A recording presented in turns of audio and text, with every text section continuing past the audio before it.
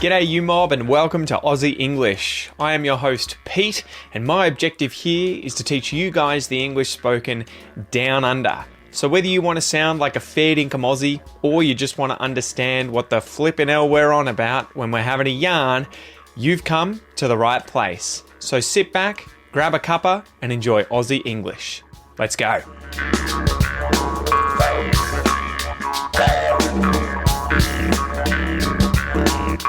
G'day guys, welcome to this episode of Aussie English. My name is Pete, I am your host, and this is the number one place for anyone and everyone wanting to learn Australian English.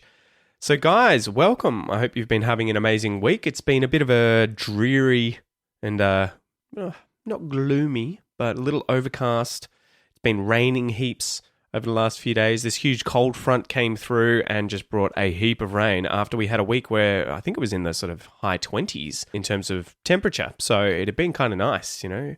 We're already at that stage where summer is upon us, and when it's nice and warm at night, it's nice to kind of leave the doors open at the front and the back of the house and allow that air to come through. So we had one of those nights and I was kind of like, oh my God, this is what it's like. I've forgotten what summer's like. And then the rain returns. So anyway, guys, welcome to this episode. Before we get into it, don't forget if you want the transcripts for each of these episodes, I think we've got over 1,200 of them now, 1,200. Go and check out the premium podcast membership. Just go to aussieenglish.com.au/podcast and you can sign up for it there. It's less than $1 a day.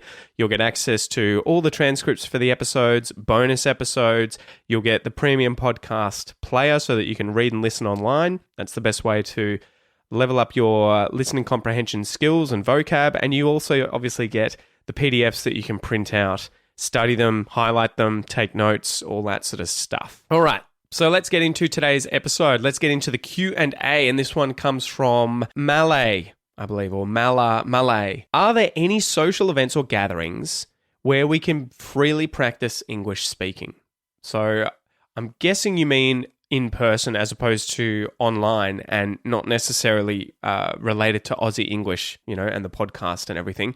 Yeah, so there are lots of language meetups and these tend to be free and they occur in larger cities generally. You should be able to find these online. I remember finding them, I think, on meetup.com as well as on Facebook. There's Facebook groups for this sort of thing. One that I used to go to all the time in Melbourne when I lived in the city there was called Mundo Lingo. And there's another one called Lingos, I think, as well. But these are effectively events where I think once a week on a Wednesday or a Thursday, you can go to wherever the location is. It's usually a restaurant or a pub or something.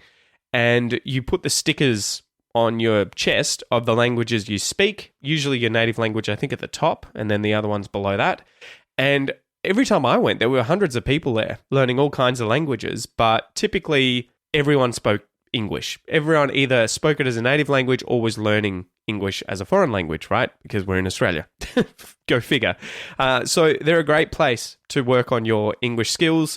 But better than that, you get to meet people and you can create friendships. You can obviously organize your own little groups with those people. You can catch up outside of the meetups elsewhere in the city. They were just great because they would go for hours. You could do it, you could go to these events and spend 3 to 4 hours speaking English. I think they would start at like 6 p.m. and go until 10 or 11 o'clock at night. So, if you get one of these events in once a week, that is a hell of a lot of practice if you are speaking English. The best part about them, from my point of view, is the fact that you get to meet other people, right? It's not just online, it's in person. You can develop friendships, maybe even relationships, who knows? And, have a social network of other language learners that you can hang out with. And if you find out, if you do a bit of a search and you find that there aren't any of these groups near you, maybe try and start one, create a Facebook group, post an ad on meetup.com or whatever it is, get the word out there and try and start your own little free language meetup where on a regular basis you guys catch up at a certain location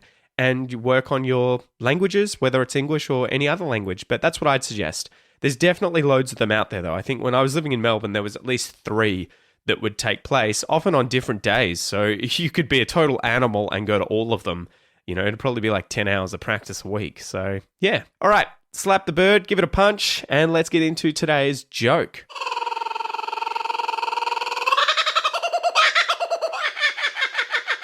So today's joke is, my friend made it his life's mission to fight poverty. He wrestles homeless people every weekend. You get it? It's kind of a bit dark, right? It's a bit of black humor.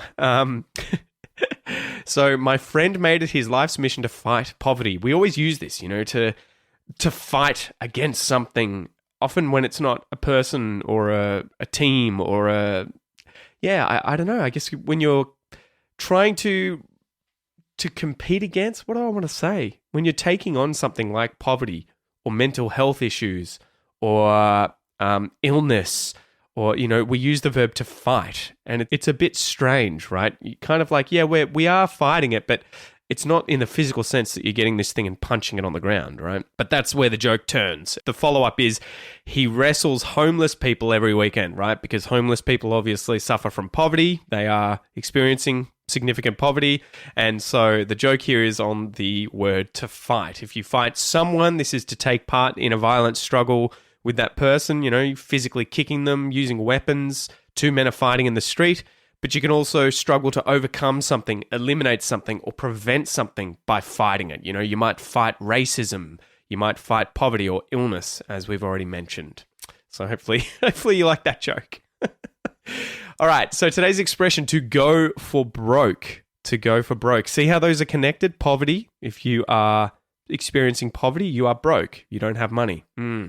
So to go for broke, let's go through the different words in this expression. To go, this has many meanings. Often to move in a specific direction, right? Go forwards, go backwards. Here, it's a phrasal verb with the preposition. With the preposition for.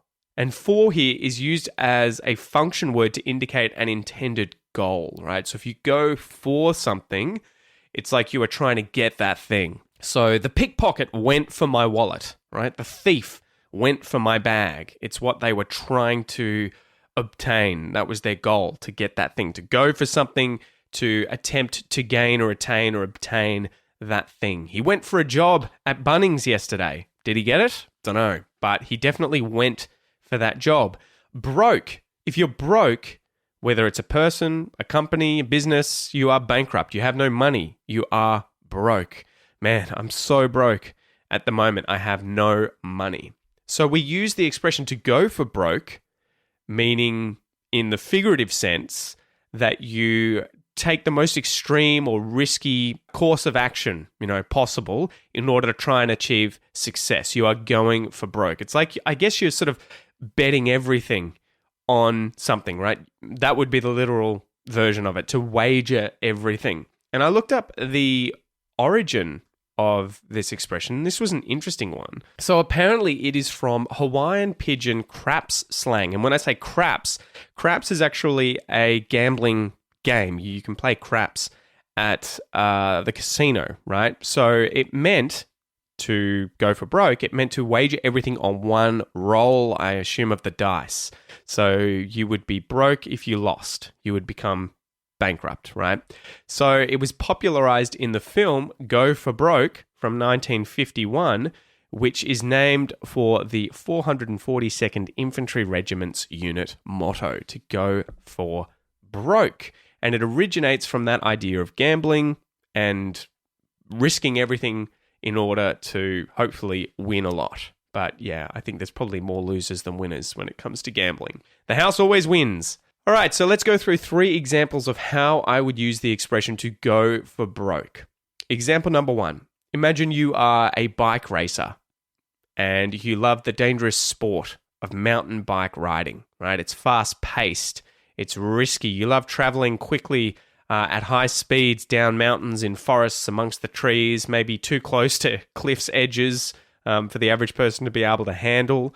When racing against other competitors, you often have to go all out. You have to give it your all. You have to go for broke. You have to risk everything to try and win the race. But sometimes it can end in catastrophe. If you crash your bike, hit a tree, if you go over a cliff's edge, hopefully you survive. But you got to risk it all. You go for broke to go for broke. Example number 2. Imagine you're a gambler who loves going to Crown Casino in Melbourne. Maybe you're a massive fan of poker or blackjack or playing craps, and you love betting loads of money on these games. One day you're in a huge game where there's millions of dollars at stake, right? There's millions of dollars that are being bet on the table on a certain hand if you're playing poker or blackjack, and you're hoping to win everything. So you push in all of your money, right? You chuck in everything. You give everything. You give it your all. You go for broke. You're hoping to win big. You're hoping to go home with the lot. Who knows? You wager everything. You go for broke. Example number 3. A great example would be those James Bond movies where James Bond is usually in the heart of the enemy base trying to stop the end of the world, prevent the nuke from being launched or the mutant shark man from escaping and killing everyone. And he often finds himself only just escaping by the skin of his teeth, right? He runs away, he gets out of an exploding volcano or a burning building or something just at the last second. So at those moments, he gives it his all, he goes all in, he goes for broke, and he usually comes away with the win, right? So there you go. That's the expression, to go for broke. If you go for broke, you take the most extreme or risky of the possible courses of action in order to try and win, to try and achieve something. And the literal sense would be to wager everything, right? All of your money on, say, a single crapshoot. And I guess that's where we get we have a lot of these gambling kind of expressions. If we say something is a bit of a crapshoot, that is talking about craps and throwing the dice down. I guess that's the shoot, right? Throwing the dice down, you may win, you may lose. It's a crapshoot. So you may be successful, you may not. So anyway, guys, let's get into the pronunciation exercise. As always here, this is a good chance for you to work on your Australian English pronunciation. But if you're working on a different accent, just say these words and phrases out loud after me without necessarily trying to copy my pronunciation perfectly. Okay, so find somewhere away from people. Hopefully, if you're out and about walking, you just look like you're on the phone, repeating the same expression over and over and over again. But yeah, listen and repeat after me.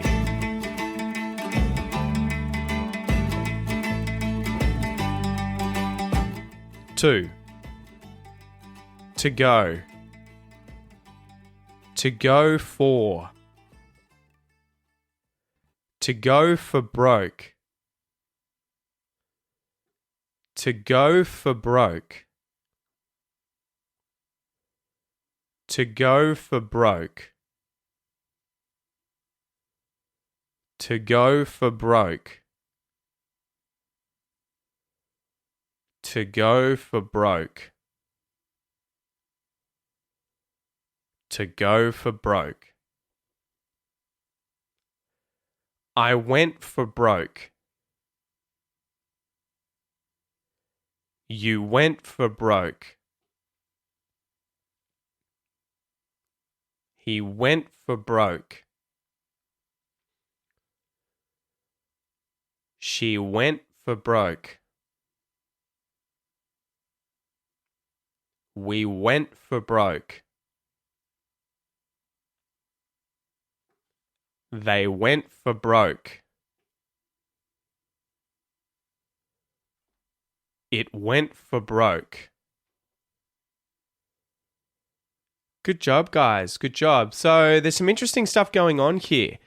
When I say to go for broke, which words do you hear being reduced? To and for, right? To go for broke. And this is a good exercise to work on that Australian O sound as well, that diphthong that gives so many of you a bit of a headache. O, to go for broke. To go for broke.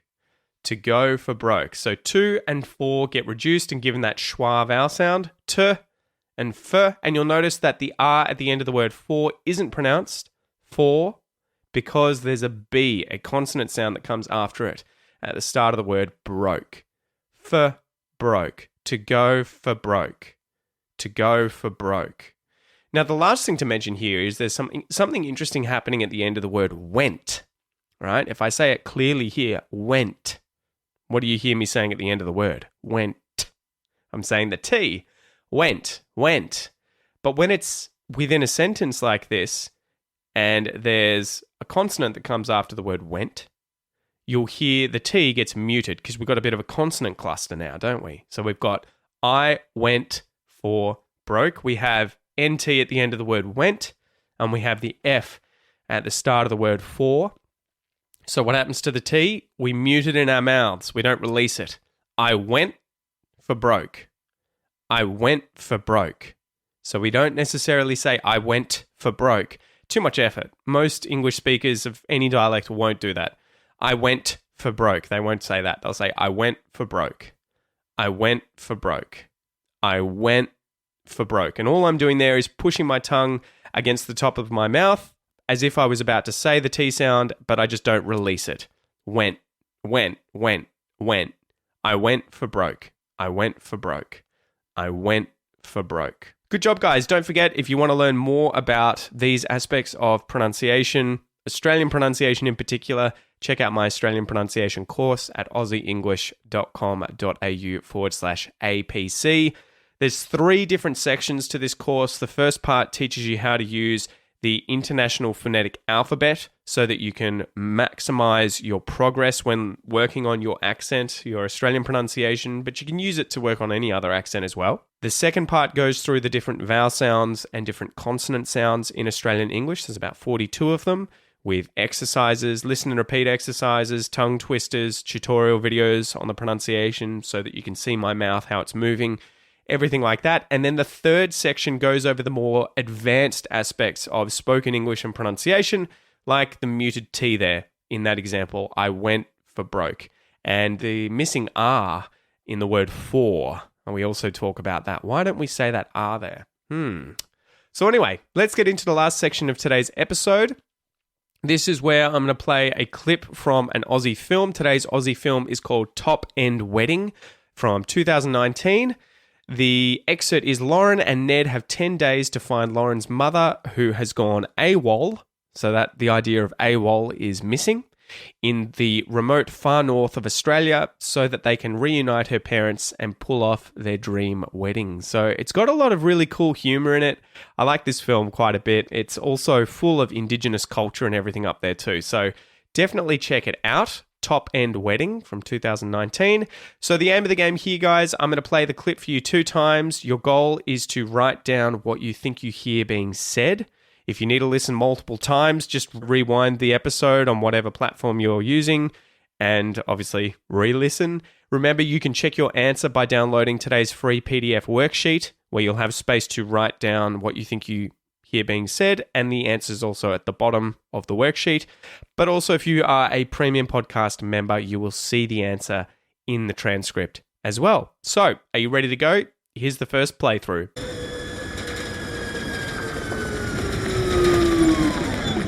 TV taxi service, where are you going, sis? I was just driving past. Well, you got a lift or what? No, nothing. Well, jump in. Hey, look, I don't bite. Not unless you want me to. Awesome work. How'd you go? Did you get all of it? Time for the second playthrough.